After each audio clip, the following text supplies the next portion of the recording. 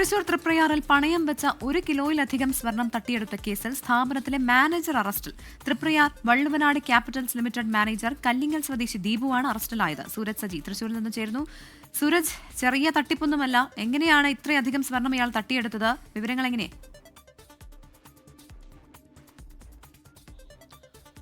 സ്ഥാപനത്തിൽ നടന്ന ഒരു സർപ്രൈസ് ഗോൾഡ് ഓഡിറ്റിംഗ്, ഇതിൽ പുറത്തു വന്നത് 1 കോടിയിലധികം രൂപയുടെ മോഷണമാണ്.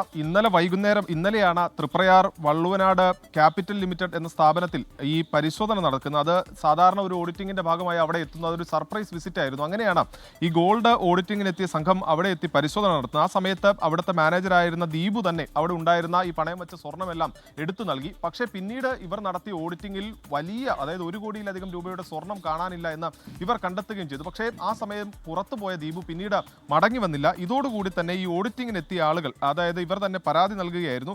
ഈ പരാതിയുടെ അടിസ്ഥാനത്തിൽ പോലീസ് ഈ സംഭവത്തിൽ കേസെടുക്കുകയും ആ അന്വേഷണത്തിലാണ് ദീപു പിടിയിലായത്. ദീപു ഈ തൃശൂർ റെയിൽവേ സ്റ്റേഷൻ വഴി രക്ഷപ്പെടുന്നതിന് വേണ്ടി ശ്രമിക്കുന്നതിനിടയിൽ നാടകീയമായാണ് ഈ പോലീസ് പ്രതിയെ പിടികൂടിയത്. അത് SP-യുടെ നേതൃത്വത്തിൽ വലിയ സംഘമാണ് ഈ പ്രതിയെ കണ്ടെത്തുന്നതിന് വേണ്ടിയുള്ള എല്ലാ തിരച്ചിലും നടത്തിയത്. ഇതിൽ ഇവർ പറയുന്നത് 1 കോടിയിലധികം വരുന്ന സ്വർണം അത് പല സ്ഥാപനങ്ങളിലായി ദീപു പണയം വെച്ചു എന്നുള്ളതാണ് കണ്ടെത്തിയിരിക്കുന്നത്. ചാവക്കാട് ഒരു സ്ഥാപനത്തിൽ നിന്ന് ഈ പണയം വെച്ച സ്വർണത്തിൽ കുറച്ച് സ്വർണം കണ്ടെത്തുകയും ചെയ്തിട്ടുണ്ട്. പക്ഷേ ദീപു ഈ സംശയം തോന്നാതിരിക്കുന്നതിന് വേണ്ടി പല സ്ഥാപനങ്ങളിലായി 1 കോടിയിലധികം വരുന്ന ഈ സ്വർണം പണയം വെച്ചു എന്നുള്ളതാണ് പോലീസ് കണ്ടെത്തിയിരിക്കുന്നത്. അതുകൊണ്ട് തന്നെ ഈ സ്വർണം റിക്കവർ ചെയ്യാനുള്ള നടപടികളും പോലീസ് സമാന്തരമായി തന്നെ നടത്തുന്നുണ്ട്. എന്തായാലും വലിയ തട്ടിപ്പ് ചുരുളഴിഞ്ഞിരിക്കുന്നു. അതിൽ പ്രതിയെ പോലീസ് കസ്റ്റഡിയിലെടുക്കുകയും ചെയ്തിരിക്കുന്നു. പ്രവിധ.